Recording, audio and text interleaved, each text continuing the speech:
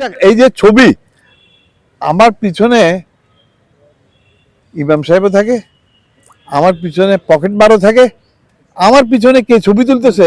It is not humanly possible for me two screen who is who. ভাই আপনারা সাংবাদিক, আপনাদের পাশে যদি বসে আপনার ওই যে ফিরোজের সঙ্গে তো গিয়ে সন্ত্রাসী একটা ছবি, একটা না একাধিক আছে।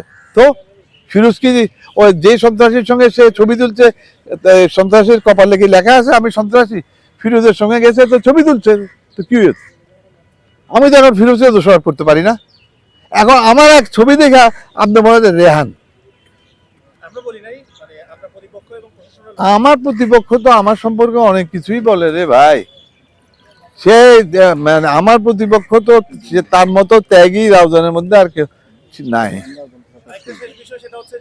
আপনি বলেছেন দল যদি না যায় আপনার নির্বাচনে যাওয়ার কোনো স্কোপ নাই। যদি গোলাম আকবর খন্দকার সাহেব নমিনেটেড হয় চূড়ান্তভাবে,